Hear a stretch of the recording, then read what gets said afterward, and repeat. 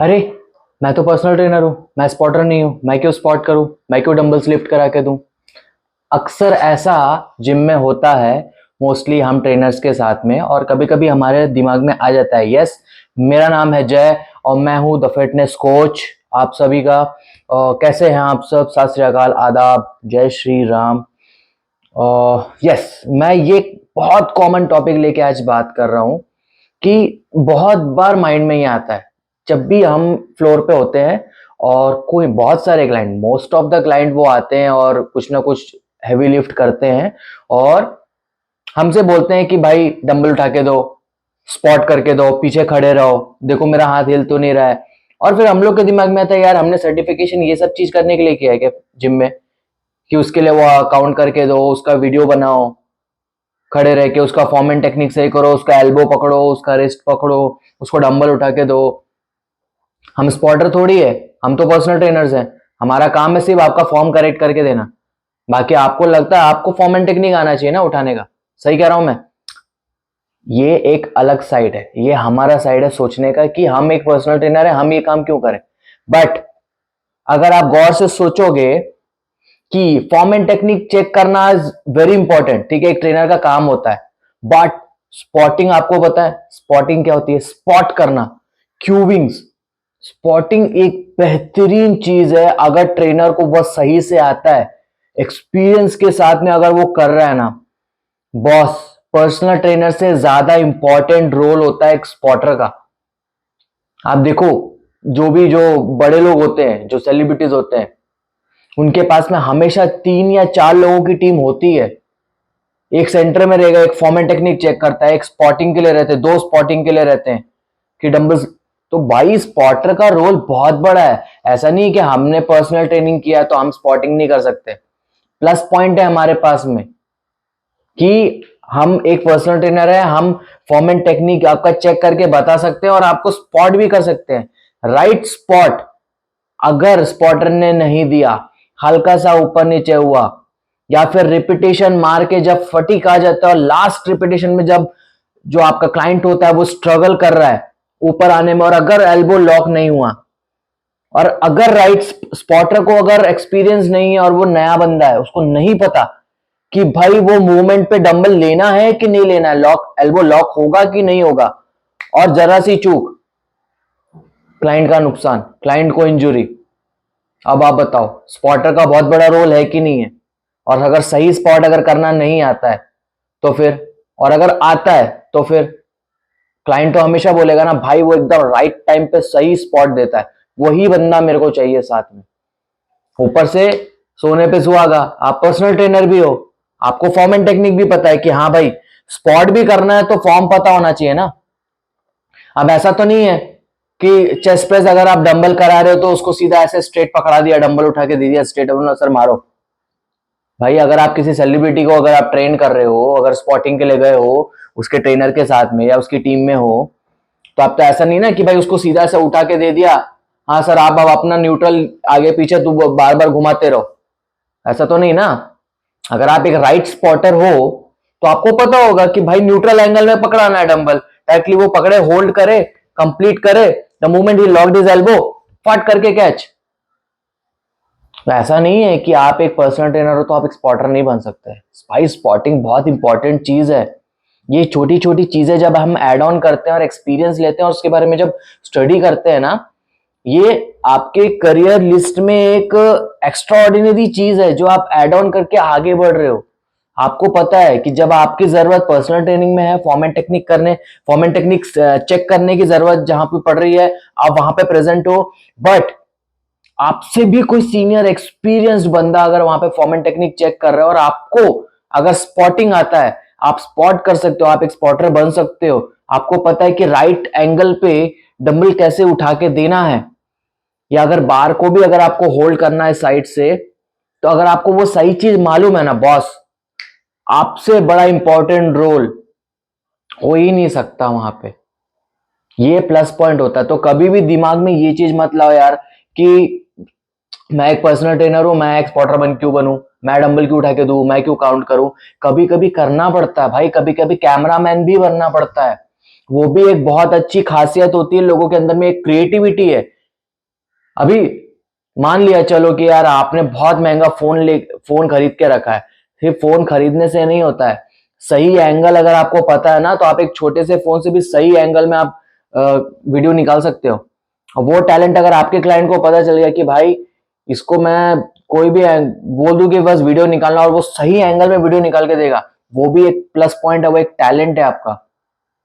तो ये सब छोटी छोटी चीजें वेस्ट नहीं जाती है। अब आप एग्जांपल लो, कभी आप फ्लोर पे खड़े हो, आप एक्सपीरियंस एक पर्सनल ट्रेनर हो, आप नॉर्मल खड़े हो, कोई क्लाइंट आया, अभी आपको पता नहीं वो कितना बड़ा आदमी है, छोटा भी हुआ तो क्या हुआ, हो सकता है एक प्रोफेशनल फोटोग्राफर वो निकले, आपने उसने आपको बताया नहीं है, उसने जस्ट आपको रैंडम बोल दिया कि सर एक वीडियो आप मेरा ले देंगे क्या, वर्कआउट फॉर्म चेक करने के लिए, और आपने दिल बड़ा रख के बोला हाँ सर ले देता हूँ, क्यों नहीं, और आपने सही एंगल से उसका वीडियो निकाला और उसको समझ में आ गया कि भाई ये बंदा बहुत सही आदमी है। अब वो आपको छोड़ेगा क्या? हो सकता है कि वो एक बड़ा आदमी और वो आपसे पेटी भी ले ले, क्योंकि उसको आपकी काबिलियत पता चल गई। हो सकता है कि आप एक पर्सनल ट्रेनर हो, आप अपने फ्री टाइम में फ्लोर पे घूम रहे हो और आपने किसी इंसान की मदद कर दी, एक जनरल क्लाइंट की मदद कर दी, फॉर्म एंड टेक्निक बता दिया कि सर ये यहां नहीं यहां, ऐसे नहीं ऐसे करोगे तो आपको बहुत सही हो। और हो सकता है उसको पहले से पता हो कि वो बस तलाश रहा हो कि यार कोई मेरे को आके बता दे, पीटी कन्वर्ट, समझ रहे हो आप?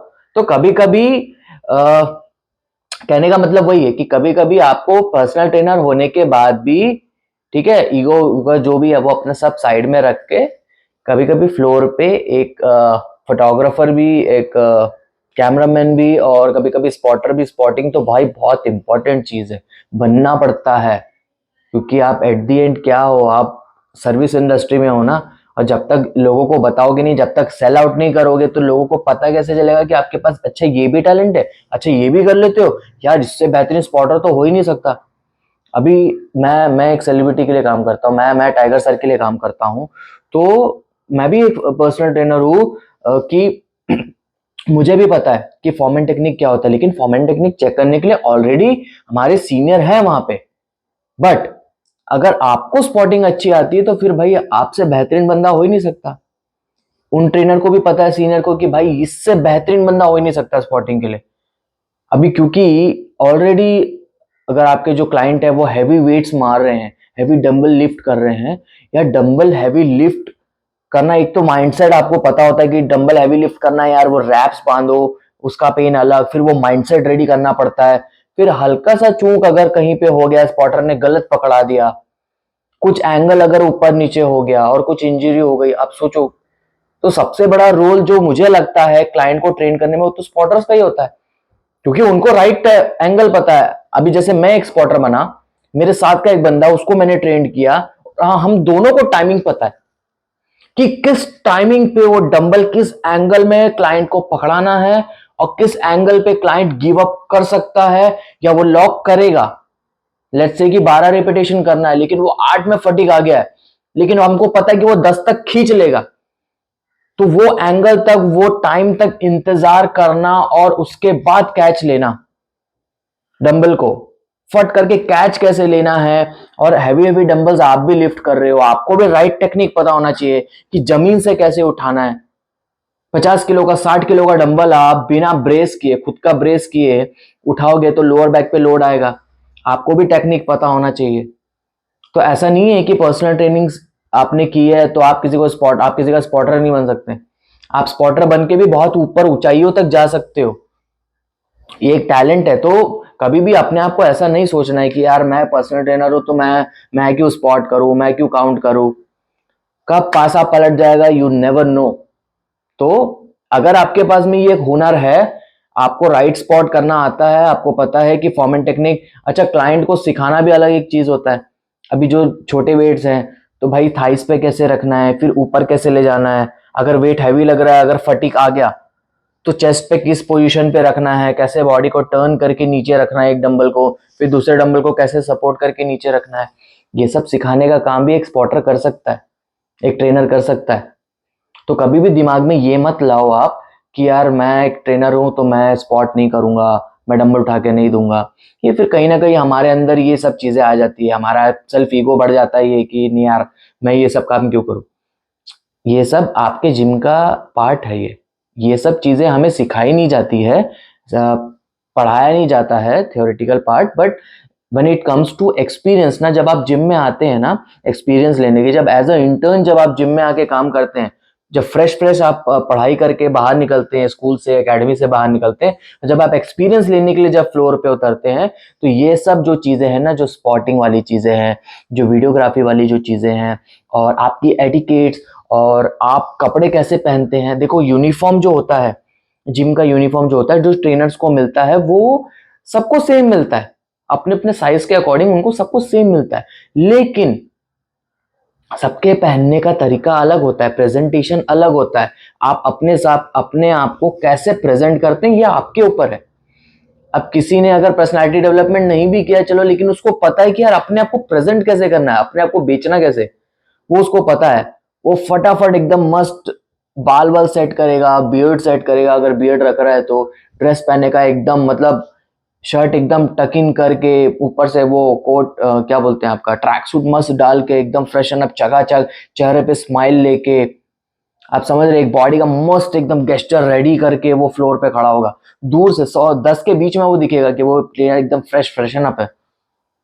बहुत बार ये चीज मैं एक्सपीरियंस से बता रहा हूँ। सुबह का टाइम जो होता है ना, हर कोई, आप भी सो के उठ के आते हो क्योंकि आपको तो ड्यूटी करनी है, और क्लाइंट भी अपने आप को पुश करके आता है कि यार आज तो मेरे को वर्कआउट करना ही है।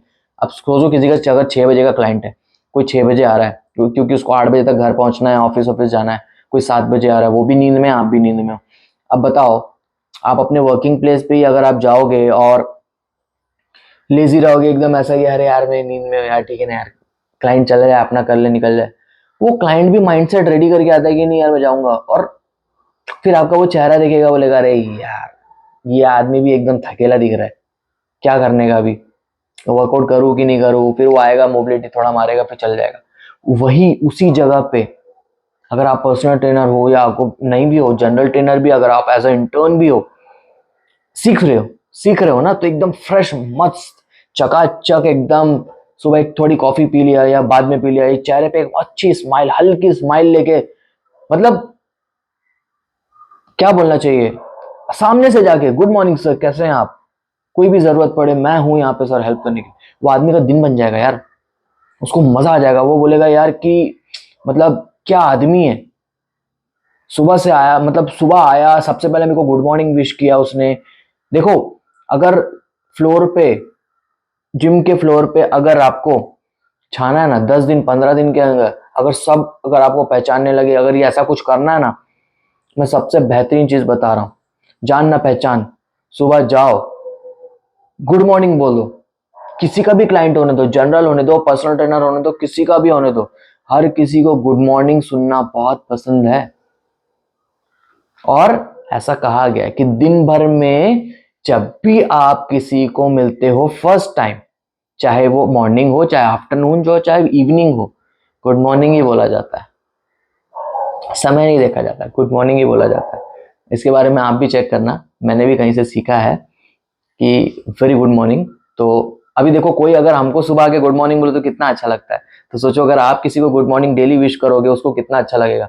5 दिन बाद तो उसको आदत हो जाएगी।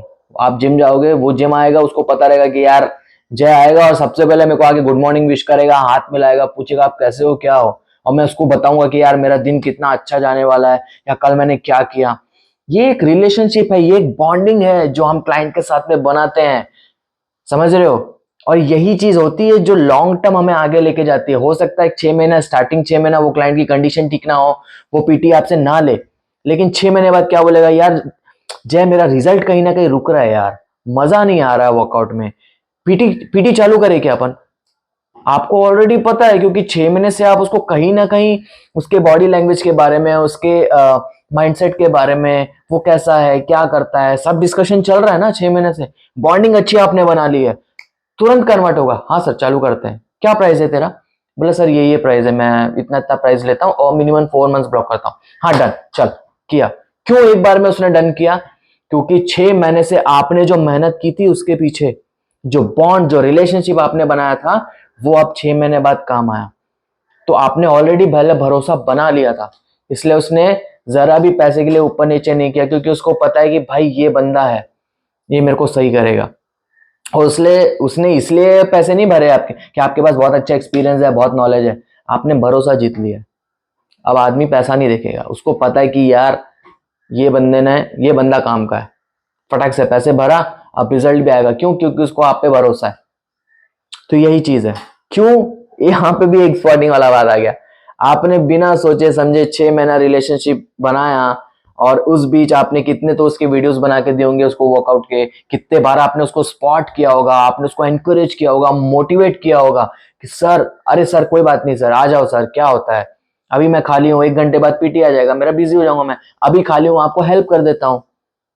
ये छोटी छोटी चीजें ऐड ऑन होके जब आगे जाते हो, और जब क्लाइंट, ये यही क्लाइंट होता है जो अगर पीटी पीटी नहीं भी ले पाया कोई बात नहीं, लेकिन उसका दोस्त कोई होगा जो इंजरी में होगा या नहीं भी होगा, जिसको जरूरत होगी, वो रिकमेंड करेगा, बोलेगा यार एक ट्रेनर है यार, मैं तो पीटी नहीं लिया लेकिन तू ले ले, बहुत सही आदमी है, आ गया रेफरेंस फटाक से। ये होता है। तो कभी भी दिमाग में ये लाओ ही मत कि यार देखो, सर्टिफिकेशन बहुत अलग चीज है, ठीक है, नॉलेज लेना अलग चीज है। ऐसा नहीं है कि आप सर्टिफिकेशन कर लियो तो फिर आप महान बन गए, एकदम मास्टर बन गए। उसके बाद भी पढ़ाई करना जरूरी है। पढ़ाई करने के भी बहुत सारे तरीके होते हैं। और अगर व्यूवर्स में से, आप में से कोई भी ऐसा बच्चा है जो सर्टिफिकेशन नहीं कर पा रहा है फॉर सम रीजंस, फाइनेंशियली या कोई भी रीजन हो, तो पढ़ने का टेक्निक भी बहुत आसान होता है बच्चे। बहुत आसान तरीके होते हैं पढ़ने के। उसमें से सबसे आसान तरीका होता है, देखो आज की डेट में हर आप सबके पास एंड्रॉइड फोन है, आप सब यूट्यूब खोल के पढ़ाई कर सकते हो। बट यूट्यूब एक बहुत बड़ा प्लेटफॉर्म है, और मेरे जैसे बहुत सारे लोग हैं जो पढ़ाना जानते हैं और पढ़ाते भी हैं। बट आपके लिए क्या सही है वो आपको फाइंड आउट करना है। और मैं सबसे सरल तरीका आपको मैं बता सकता हूं कि अगर आपको एक अच्छा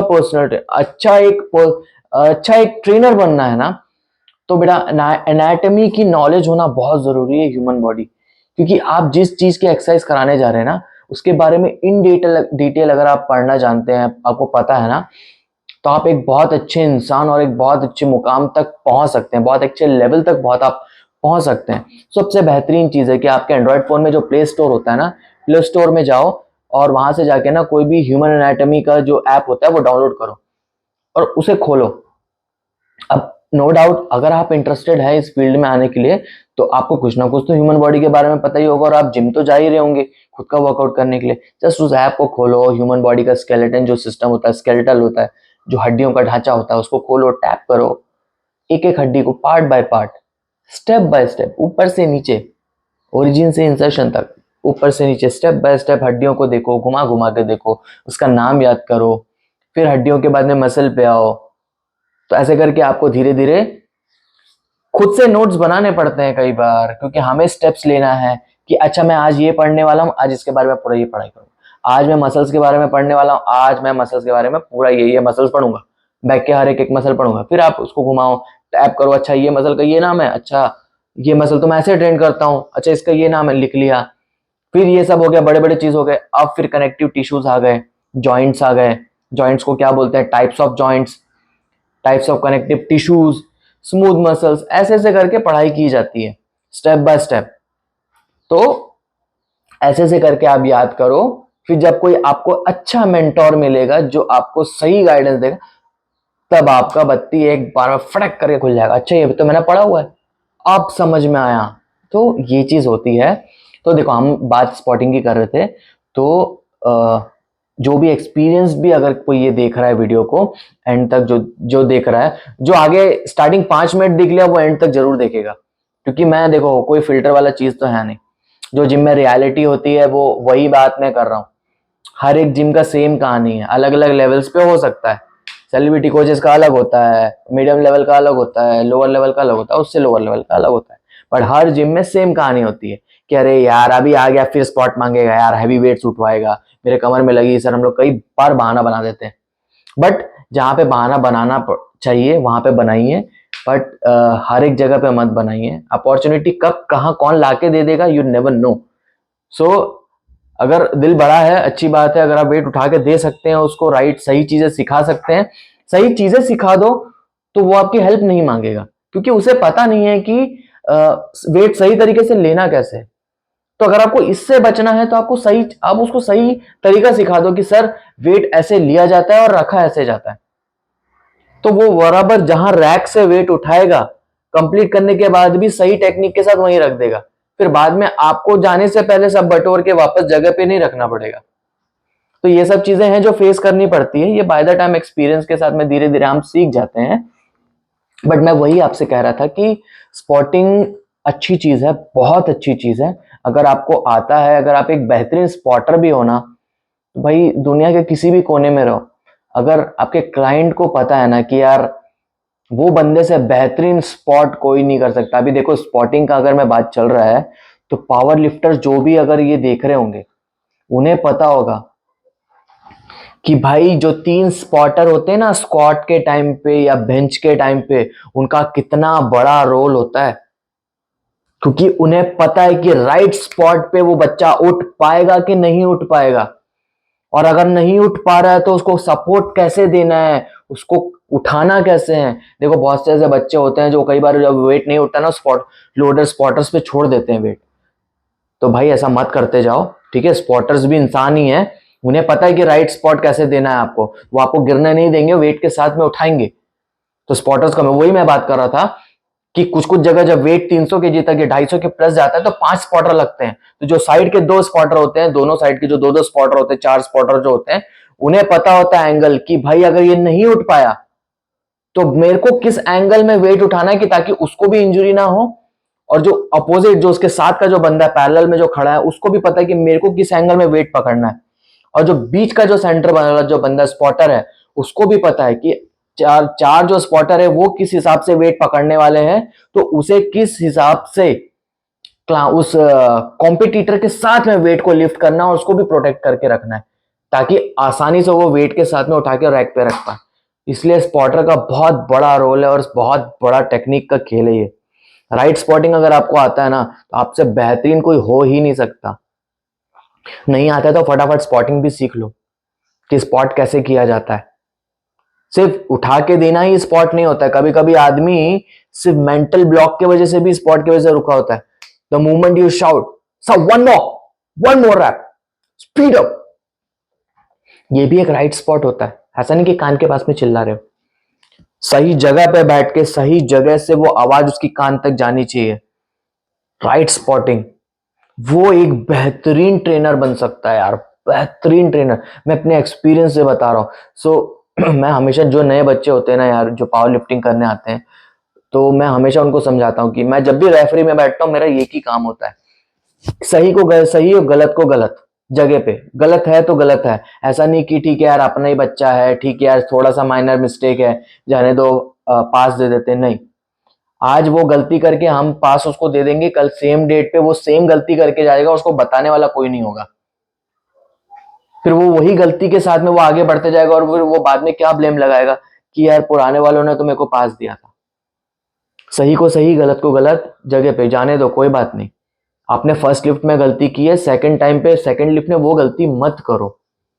तो मेरा मेन रोल वही होता है कि अगर मैं सेंटर रेफरी में बैठा हूं या साइड रेफरी में भी बैठा हूं, और अगर मैंने रेड रेड सिग्नल या रेड फ्लैग दिया है, नो लिफ्ट दिया है, तो उसका कोई रीजन है। मैं बुलाता हूं बच्चों को, चाहे वो सीनियर हो, चाहे मेरे से उम्र में बड़े हो, चाहे छोटे हो, और मैं बताता हूं कि आपने यहाँ पे ये गलत चीज किया, तो इस चीज को सुधारो, तो रेड फ्लैग या नो लिफ्ट नहीं आएगा।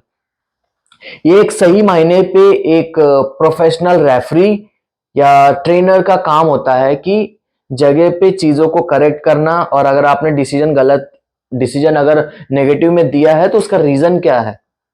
देखो आज के डेट में तो हर कोई वीडियो बनाता फिर बाद में लाके दिखाता है कि सर ये तो आपने कैसे दे दिया। तो बच्चों आप भी आके पूछो कि आप गलती कहाँ पे कर रहे हो, क्योंकि हमारे टाइम पे तो कोई बताने वाला था नहीं हमारे कोच के अलावा। वहां पे तो नो लिफ्ट मिल गया तो नो लिफ्ट मिल गया, तो हम तो एक्सपीरियंस से सीखे। बट आपके टाइम पे अभी अगर ऐसे ऐसे अच्छे कोचेस अगर आपको मिल रहे हैं, तो भाई आप लोगों के लिए बहुत अच्छी बात है। तो वही मेरा कहना था कि यार राइट स्पॉटिंग हर एक गेम में भी बहुत बड़ा रोल प्ले करता है, और फ्लोर पे भी बहुत बड़ा रोल प्ले करता है। तो स्पॉटर भी अगर आपको कोई बोल रहा है ना कि भाई तू पर्सनल ट्रेनर स्पॉट करेगा क्या, करूंगा ना सर, क्यों? मेरे को आता है भाई, राइट स्पॉट करना मेरे को आता है। स्पॉटर बोल दिया तो कोई वो आप छोटे थोड़ी हो गए। टैलेंट है, एक्सपीरियंस है भाई। 10 साल का एक्सपीरियंस लेके बैठा हूं मैं स्पॉट करने का, कि राइट टाइम पे राइट स्पॉट देना किसे बोलते हैं मुझे पता है। आपको पता है तो आप करके दिखा दो। चलो, कोई बेहतरीन एक्सपीरियंस्ड कोई अगर क्लाइंट है या कोई सेलिब्रिटी है जिसको वर्कआउट कर रहा है, बहुत सालों से कर रहा है, और उसे पता है कि राइट स्पॉटिंग के लिए उसके पास में सही बंदा है, अब कोई कोई गलत बंदा मिल गया तो वो भी चिढ़ जाएगा। तो ऐसी चीजें भी होती हैं। तो अगर आप टिके क्यों हो? क्योंकि आपको पता है कि भाई मेरे को 10 साल